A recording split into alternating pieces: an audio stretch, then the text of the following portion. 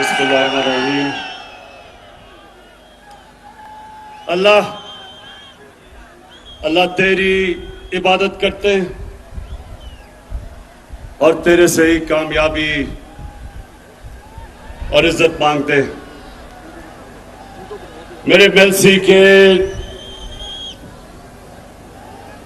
बाशऊर शहरियों,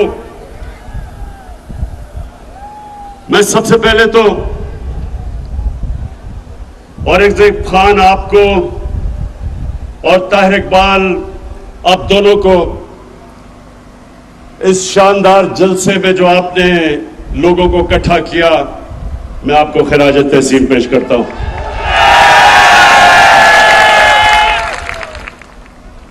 अब औरंगजेब, इतनी ज्यादा चीजें आपने मेरे से मांग ली,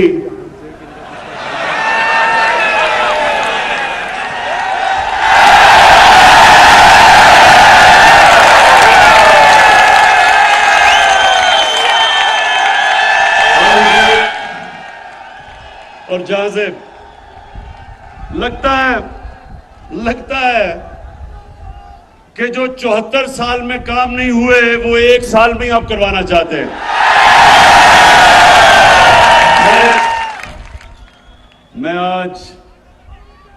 मैं आपको खुशखबरी सुनाता हूं। सबसे पहले तो मेलसी के लोगों, सबसे पहले खुशखबरी ये कि हमारी फेडरल गवर्नमेंट ने फैसला किया है कि हम जनूबी पंजाब के लिए 500 अरब रुपया मजीद खर्च करेंगे। और अभी आपको उस्मान बुज़दार ने, आप ही के जनूबी पंजाब के चीफ मिनिस्टर ने इतनी लंबी चीजें बताई हैं कि जो जो आपकी ख्वाहिशें थी तकरीबन सारी उन्होंने कहा या इस बारी पूरी होंगी और या अगले बजट में पूरी होगी। लेकिन मेलसी के लोगों, इससे भी ज्यादा खुशखबरी आपको सुनाने लगा हूं।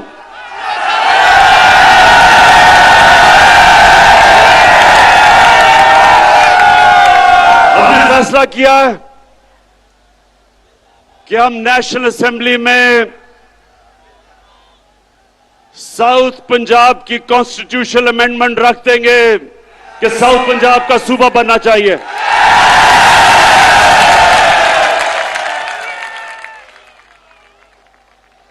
अब हम देखेंगे कि क्या ये पीपल्स पार्टी और नून लीग, आप तो बड़ी देर से लोगों को वादा कर रहे हैं जनूबी पंजाब का, क्या आप हमारी हिमायत करेंगे या नहीं, अब आपके सामने आ जाएगा। लेकिन इंशाअल्लाह हमने ये बिल रख देना असेंबली में। अच्छा, अब मेलसी के लोगों, ज्यादातर यहां गुजारा काश्तकारी के ऊपर होता है, तो सबसे पहले तो मैं बड़े फख्र से कहना चाहता हूं कि जितना किसानों ने हमारे दौर में, जितना किसानों के पास पैसा आया, कभी पाकिस्तान की तारीख में नहीं आया। और मैं आपको अब जरा, ये मेरे पास अदाद और शुमार है। मकई में हर एकड़ के ऊपर महंगाई के बावजूद जो मकई की फसल की कीमत बढ़ी है, 40,000 से 50,000 तक मजीद फायदा हुआ है किसान को।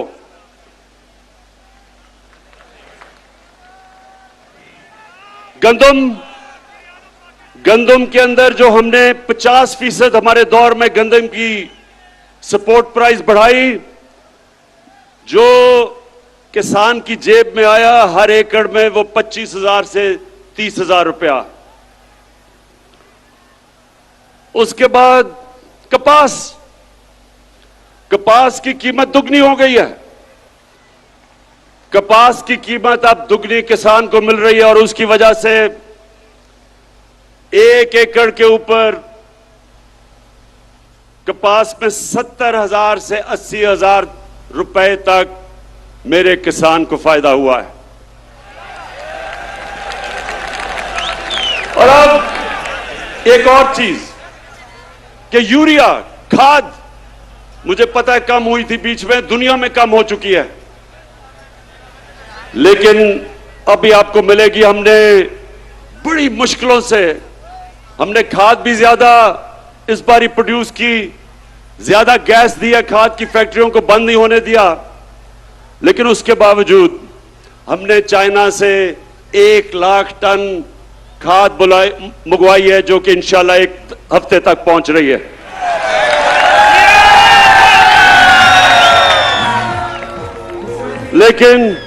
लेकिन अब किसानों, जितने भी किसान हो, एक चीज समझ जाओ कि आज बाहर की दुनिया में खाद जिस कीमत पे मिल रही है, उससे 5 गुना कम कीमत पे हम पाकिस्तान में खाद दे रहे हैं आपको। 132 अरब रुपए का हम सब्सिडी दे रहे हैं।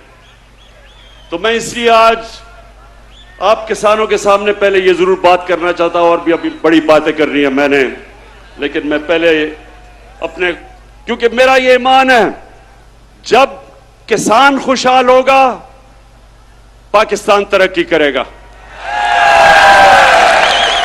और ये बड़े मुश्किल वक्त में आपको पता नहीं कि अल्लाह ने हमारी हुकूमत को किन किन इम्तिहानों से गुजारा है।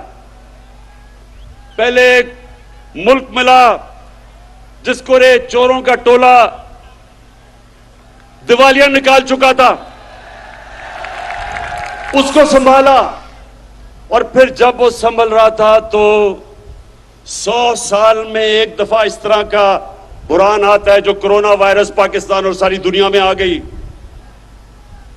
और मैं अल्लाह का शुक्र अदा करता हूं कि हमारा वो मुल्क है जो दुनिया मानती है कि 190 मुल्कों में से वो 3 वो मुल्कों में से है जिसने सबसे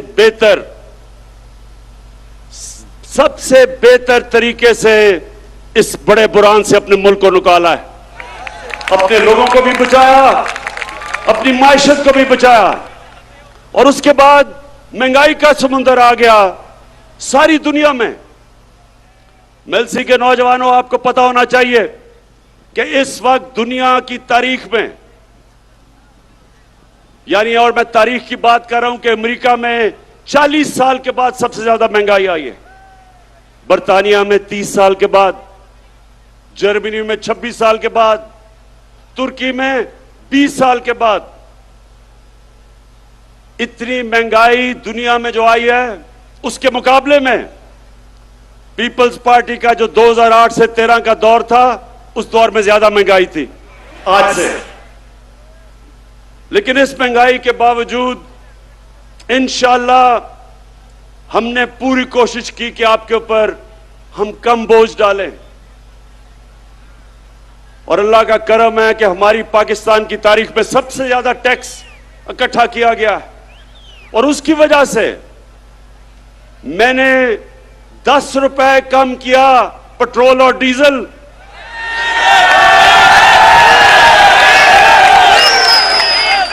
और 5 रुपए यूनिट बिजली कम की। ये सिर्फ इस तरह हम कर सके कि हमारी एफबीआर ने रिकॉर्ड टैक्स इकट्ठा किया, हमारी कौम ने टैक्स दिया, और मेरा अपनी कौम से वादा है, जितना जितना आप हमारे टैक्स देते रहेंगे, वो सारा टैक्स मैं अवाम के ऊपर बोझ कम करने पे लगाऊंगा। और अगर ये जो भगौड़ा बैठा हुआ है लंदन में,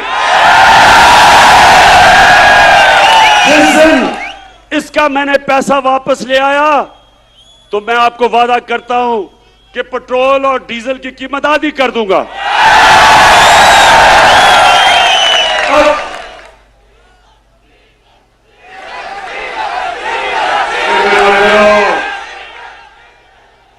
अभी फजलू डीजल पे भी मैं आ रहा हूं।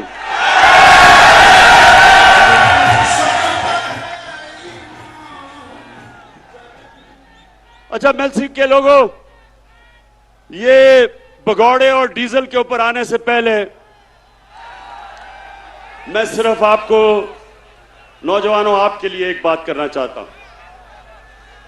मेरे मां बाप एक गुलाम हिंदुस्तान में पैदा हुए थे, मैं पहला था। हम वो बच्चे थे जो आजाद पाकिस्तान में पैदा हुए थे।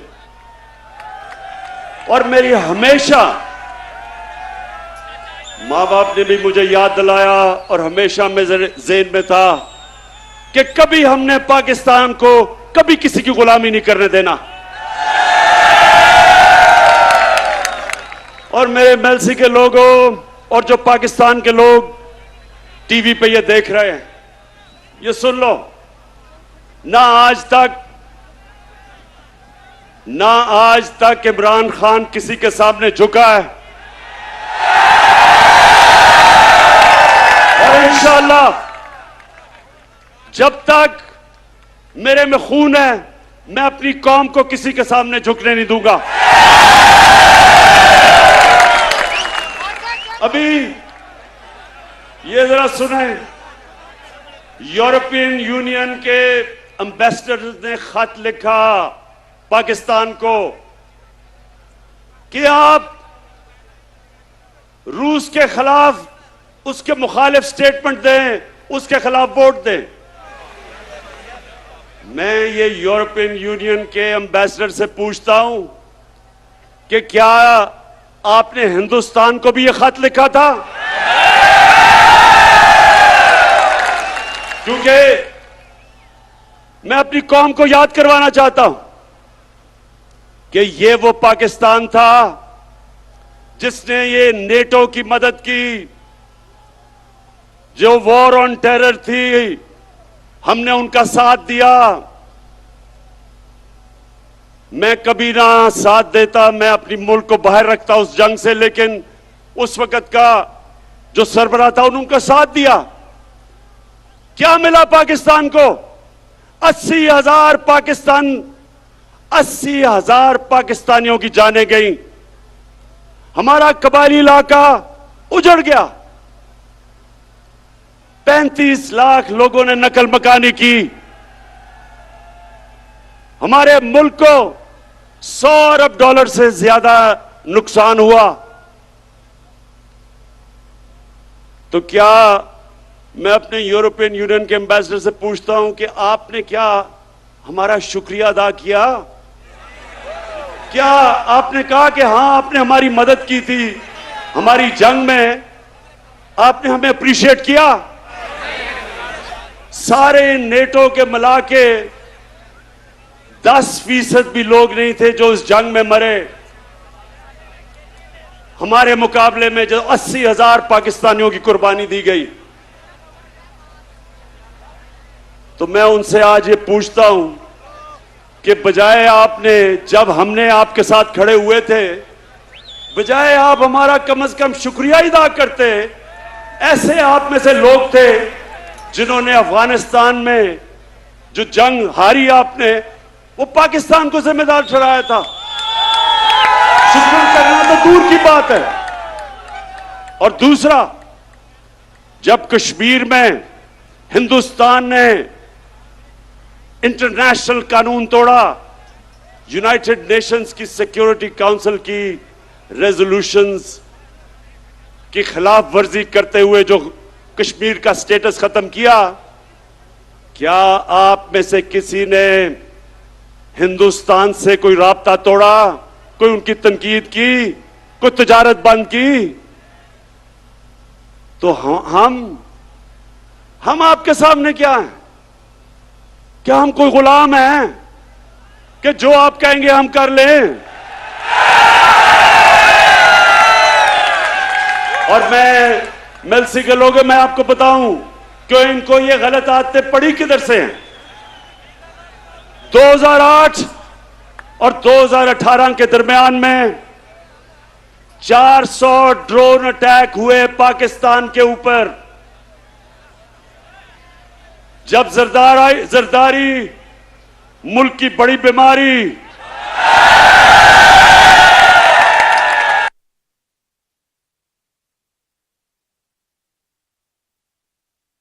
आज़म इमरान खान में हुआ जो दुनिया की तारीख में कभी नहीं हुआ। नौजवानों, आपके पास सोशल मीडिया है, अपने टेलीफोन पे आप जरा गूगल करके देखें कि कभी ऐसा हुआ है कि एक मुल्क किसी मुल्क की जंग लड़ रहा है, उसके लिए जंग लड़ रहा है, और वही मुल्क उसी के ऊपर बमबारी कर रहा है। ये कभी हुआ है? और सवाल यह है कि ये दो डाकुओं ने क्यों नहीं उनसे पूछा, क्यों नहीं उनको कहा कि जब गांव के अंदर और हमारे कबायली इलाके पे जब ड्रोन अटैक यानी बम फटता था तो आपको पता है औरतें, बच्चे, बेकसूर लोग मारे जाते थे।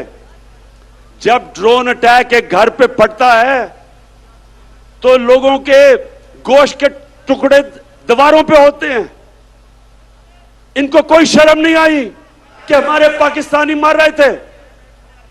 बाहर से हमारा ही दोस्त जिसके लिए हम जंग लड़ रहे हैं वही आके यहां ड्रोन अटैक कर रहा था। क्यों ये दोनों बोल नहीं रहे थे? क्यों नहीं बोल रहे थे?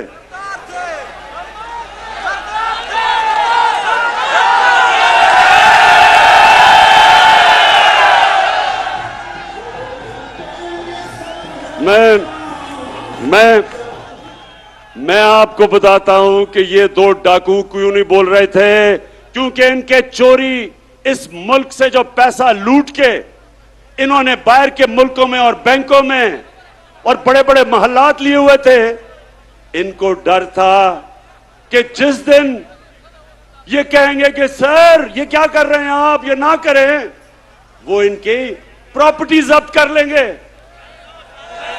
आज रूसियों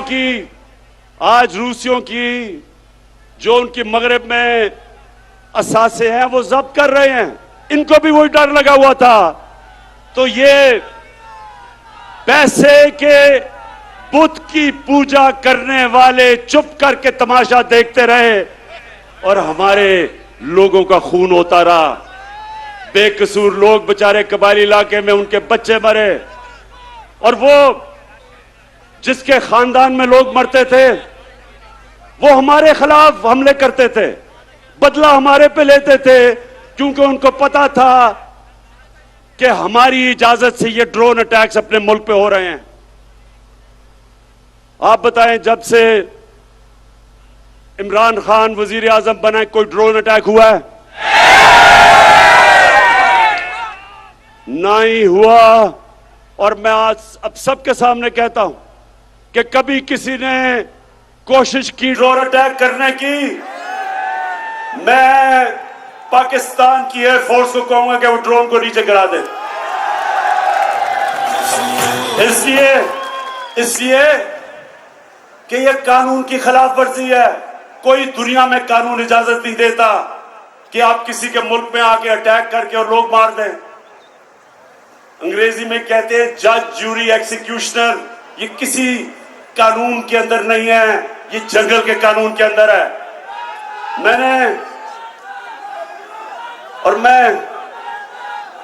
मेरे पाकिस्तान के नौजवानों, मैं ये चाहता हूं, ये गौर से एक बात समझ लें आप। कभी भी कोई कौम अजीम कौम नहीं बनी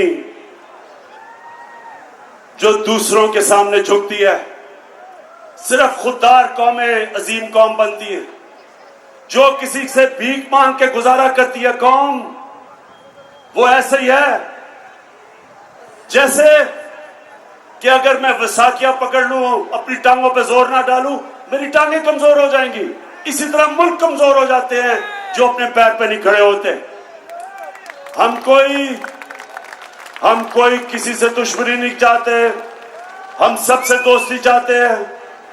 हमारी रूस से भी दोस्ती है, हमारी अमेरिका से भी दोस्ती है, हमारी चाइना से भी दोस्ती है, यूरोप से भी है।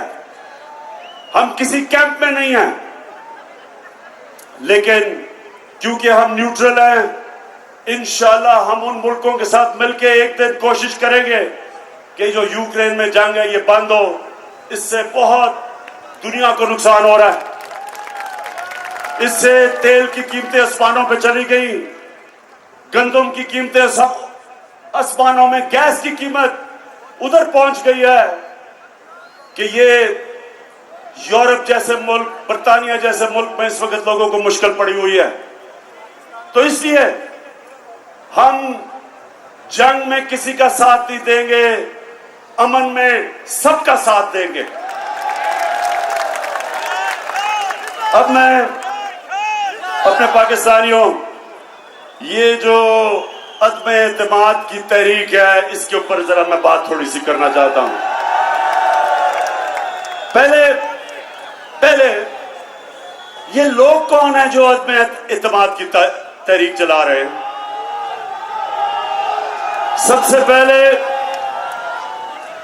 सबसे पहले मुजरिम नंबर 1 नवाज शरीफ झूठ बोल के सुप्रीम कोर्ट ने उसको सजा दी, बॉलीवुड की एक्टिंग की, रो धो के कि जी मैं तबाह हो गया, मरने वाला हूं, मिन्नतें करके बाहर चला गया। मैं ये सोचता हूं नून लीग वालों अगर सुन रहे हो तो मेरी बात जरा, मैं चाहता हूं इस बात पे थोड़ा सा गौर करो कि कभी गीदड़ भी लीडर बन सकता है। कभी दुनिया में सुना है कि वो लीडर हो जो खुद दुमदुमा के भाग जाए और दूसरी दफा भागा है? पहली दफा जनरल मुशर्रफ के दौर में तो आसिफ जरदारी ने तब कहा था, आसिफ जरदारी जब आप इकट्ठे होंगे तो जरा याद कराना शरीफों को और नून लीग को कि क्या आपने ये नहीं कहा था कि अटक जेल में टिश्यू के डब्बे खत्म हो गए नवाज शरीफ के आंसू पहुंचते पहुंचते, तो वहां रोना धो के वहां से भागा, झूठ बोल के गया कि मैंने कोई मुआहिदा नहीं किया। फिर वो सऊदी शहजादा आया और उसने मुआहिदा दिखा दिया, फिर कहता नहीं जी वो असल में 5 साल का था, 10 साल का नहीं। अब फिर बाहर चला गया है। अब नून लीग, मैं जरा अपनी, क्योंकि नून लीग में बड़े अच्छे अच्छे लोग भी हैं, तो मैं जरा नून लीग वालों से ये भी पूछना चाहता हूं, अपने जरा बच्चों को कहें जरा गूगल करें अपने मोबाइल पे, कोई इसकी दुनिया में मिसाल मिलती है कि एक मुल्क का 3 दफा वजीर आजम, उसके 2 बच्चे बाहर गए, अरबों रुपए के महलों में रह रहे हैं, वो खुद अरबों रुपए के महल में रहता है, और जब बच्चों से पूछते हैं कि जी ये पैसा किधर से आया, कहते जी हम तो पाकिस्तानी शहरी नहीं हैं, हम जवाबदेही नहीं हैं। यानी 3 दफा मुल्क का सदर, प्राइम मिनिस्टर, इसका मतलब कि वो फिर ये सिर्फ पाकिस्तान को लूटने के लिए आते हैं, पैसा चोरी करके बाहर, छुट्टियां बाहर, ईद बाहर, घर बाहर, शॉपिंग बाहर, और पाकिस्तान सिर्फ लूटने के लिए रखा हुआ है। ये है नंबर 1 जो चाहता है अदम एतमाद की तहरीक हो, इसलिए कि वो चाहता है कि फिर से उसको याद आ रहा है कि कैसे उन्होंने मजे मजे से पाकिस्तान को पिछले 30 साल में लूटा है। दूसरा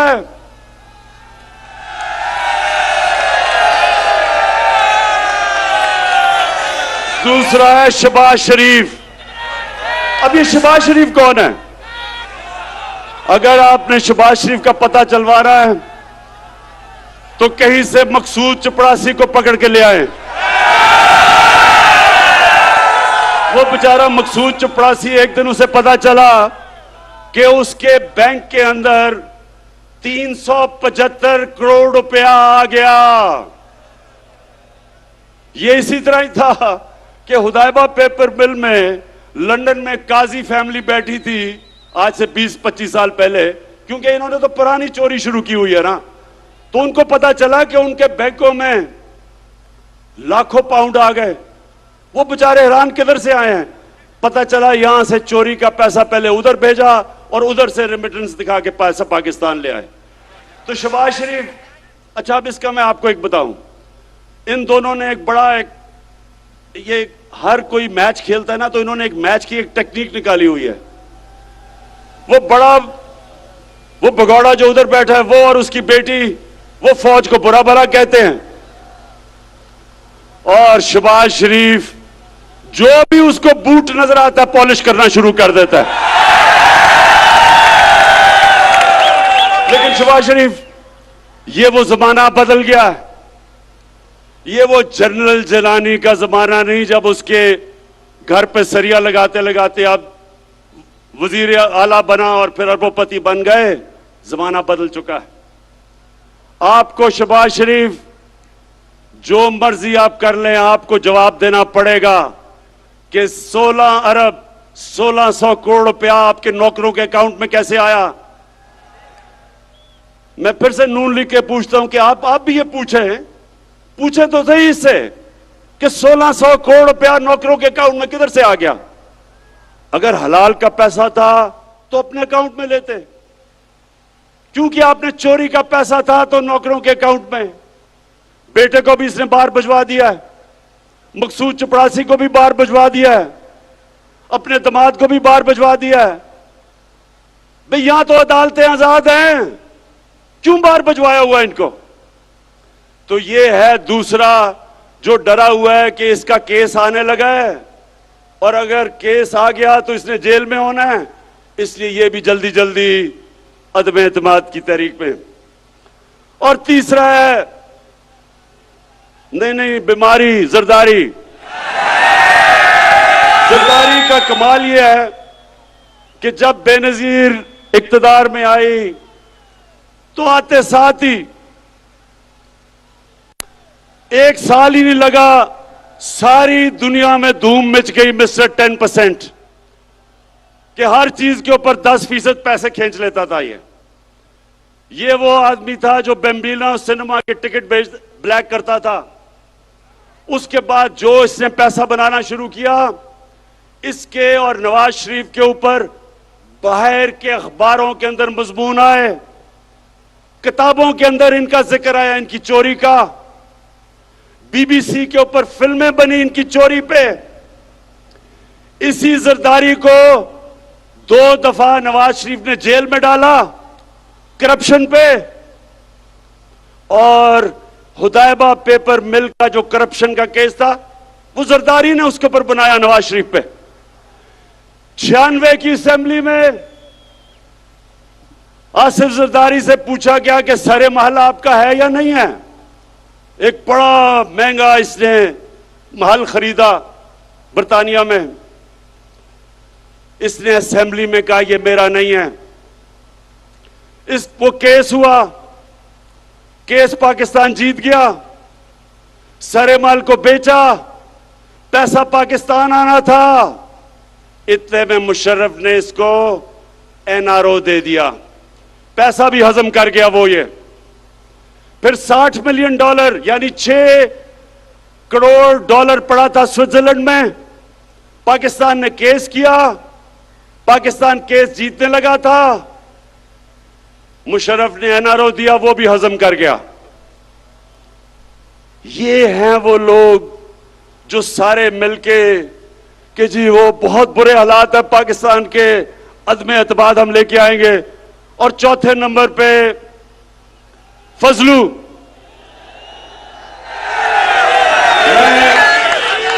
मैं इसको कभी मौलाना नहीं कहूंगा, क्योंकि मौलाना, हम अदब से मौलाना को कहते हैं।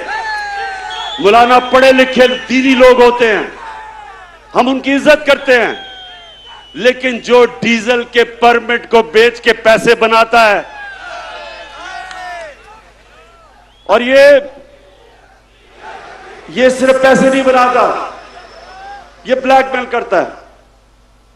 मदरसे के बच्चों को ले आया, इस्लामाबाद में धरना दिया। वो मीडिया ने जाके मदरसों के बच्चों से पूछा कि ये क्यों आए हो तुम धरना देने। उन्होंने कहा जी इसलिए कि इमरान खान यहूदी एजेंट है। उन्होंने कहा कि ये यहूदियों का या साजिश कर रहा है पाकिस्तान में। मौलाना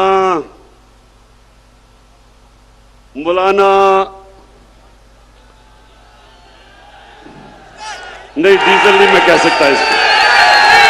फजलू, मुझे ये बताओ कि तुम्हारे और ये जो तुम्हारा डाकुओं का टोला है, इसके होते हुए यहूदियों को साजिश करने की जरूरत क्यों है पाकिस्तान में? पिछले 10 सालों में 4 गुना, 2008 से 18 तक 4 गुना पाकिस्तान का कर्जा बढ़ा है। 4 गुना, 6,000 अरब रुपए से 2008 में, 60 साल में पाकिस्तान का कर्जा 6,000 अरब था। इन्होंने 10 सालों में पहुंचा दिया 30,000 अरब। तो मैं इनसे पूछता हूं कि जब आपने मुल्क को मकरूज कर दिया, जो भी हम टैक्स में इकट्ठा करते हैं आधा चला जाता है आपके लिए हुए कर्जों की किस्तों पे। तो जब आपने मुल्क को मकरूज कर दिया तो यहूदियों को साजिश करने की जरूरत क्या है? आप ही काफी हैं। फजलू, मैं आपसे, आपकी और मेरी उम्र एक ही है। हमारी उम्र में हमें सोचना चाहिए कि ऊपर वाला कभी भी बुलावा दे दे। हमें अपनी आखिरत की फिक्र करनी चाहिए। और आपका तो थोड़ा वजन भी ज्यादा है, इसलिए आपको अब सोचना चाहिए अपनी आखिरत का। यानी आप एक दीन के नाम पे पैसे बनाते हुए आपको कोई खौफ खुदा नहीं है। कुछ तो सोचें कि आप जो मदरसे के बच्चे, और मैं ये समझता हूं कि ये हमारा बहुत बड़ा असास है, हमारे मदरसे के बच्चे, लेकिन इनको आप इस्तेमाल करें अपनी सियासत चमकाने के लिए और ब्लैकमेल करने के लिए। जो मैंने कुरान पढ़ी है और जो मेरा दीन का जितना भी इल्म है, अल्लाह ने आपको माफ नहीं करना। ये 4 लोग मिलके अदम एतमाद कर रहे हैं। और आज मैं अब अपनी आखिर में सारी कौम से पूछना चाहता हूं कि देखें, एक कुरान की आयत है, अमर बिल मारूफ व नही अनिल मुनकर। इसका मतलब है, नौजवानों ये सुन लो, कोई भी दुनिया में मुहज्जब माशरा नहीं बन सकता जब तक इस कुरान की आयत पे नहीं चलता। अल्लाह कहता है कि तुम अच्छाई के साथ खड़े हो, अच्छाई के लिए जहाद करो और बुराई के खिलाफ जहाद करो। इसके ऊपर अच्छे और बुरे की तमीज जब एक माशरा रखता है, उसकी अखलाकियात ऊपर चली जाती है, वो माशरे ऊपर जाते हैं। और जिन माशरों के अंदर कानून की बालादस्ती होती है, कानून की बालादस्ती और हुक्मरानी का मतलब कि कमजोर और ताकतवर का एक ही कानून, जिसके लिए हमारे नबी सल्लल्लाहु अलैहि वसल्लम ने कहा था कि तुम्हारे से पहले बड़ी कौमें तबाह हुई जो ताकतवर चोर को सजा नहीं देते थे और बेचारे कमजोर चोर को जेल में डालते थे।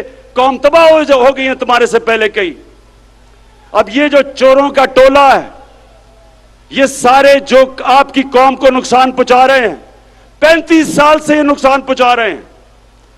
मैं 1990 की बात करता हूं। मैं जब क्रिकेट खेलता था, हिंदुस्तान से जब मैं पाकिस्तान आता था, तो लगता था एक गरीब तरीन मुल्क से एक अमीर तरीन मुल्क में पहुंच गया हूं। हम उनसे आगे थे, हम सारे बर्रे सगीर में सबसे आगे थे। जब ये चोरों का टोला इस मुल्क के ऊपर मसल्लत हुआ, हम सबसे पीछे रह गए। ये अमीर तरीन हो गए हैं, कौम मकरूज और गरीब हो गई है। ये समझ जाए मेरे मेलसी के नौजवानों, ये आप समझ जाए, जब तक एक कौम अच्छे बुरे की तमीज नहीं करती, कौम ऊपर नहीं जा सकती। मदीना की रियासत में हमारे नबी सल्लल्लाहु अलैहि वसल्लम ने इखलाकियात के ऊपर अपनी रियासत की बुनियाद रखी थी और इंसाफ पे, उस पे वो दुनिया की अजीम कौम बने थे। जब इस तरह के चोर मिलके सिर्फ एक ही काम है कि बारियां लेते रहें, खाते रहें, जो इनको इत्तेसाब इनका करने लगे तो उसके साथ सब मिलके उसको गिराने की कोशिश करें, तो ये लोग, मैं अपने मीडिया से कहता हूं कि आप, मीडिया एक वॉचडॉग होता है, मीडिया का काम होता है लोगों को अच्छे बुरे की तमीज दें। आज मगरबी मीडिया कभी भी किसी के ऊपर चोरी का इल्जाम हो वो तकरीर नहीं कर सकता, वो मीडिया के सामने नहीं जाता। अगर कोई पकड़ा जाए करप्शन में, माशरे में उसकी सोशल बॉयकॉट हो जाती है, कोई उसके करीब नहीं जाता। तो मीडिया आपकी भी जिम्मेदारी है, आपके बच्चे हैं। मैं जो लोग आज मीडिया में इनकी हिमायत कर रहे हैं, इन डाकुओं की, मैं आपसे ये सवाल पूछता हूं कि क्या आप चाहेंगे कि आपके बच्चे फजलुर रहमान फजलू डीजल हो जाएं, या आप चाहेंगे कि मकसूद चपरासी वाला शोभा शरीफ आपका बेटा बन जाए, या आप चाहेंगे कि भगोड़ा नवाज शरीफ बन जाए, और या आप चाहेंगे कि आपका बेटा जरदारी की तरह बन जाए? कोई नहीं चाहेगा। तो फिर आप क्यों इस मुल्क में अच्छाई के साथ नहीं खड़े होते? 30 साल से आप देख रहे हैं कि मुल्क से क्या कर रहे हैं। मैं आज आखिर में एक बात कह के अपना बात खत्म करता हूं कि मैं 25 साल पहले मैं सियासत में आया ही था इनका मुकाबला करने के लिए। जब तक मेरे में खून है मैं इनका मुकाबला करूंगा।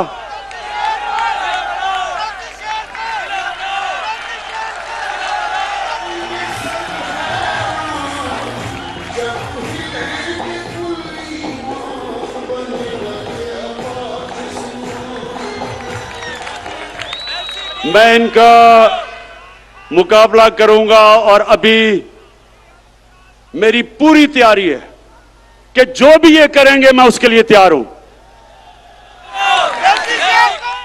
लेकिन मैं इनसे आखिर में आखिरी बात ये कह के छोड़ता हूं कि ये जो चोरों का टोला है, ये डाकुओं का जो गुलदस्ता है, क्या आप तैयार हैं जब इंशाअल्लाह आपकी अदमे इत्तेमाद की तहरीक फेल होगी तो आप तैयार हैं जो मैं आपसे करूंगा?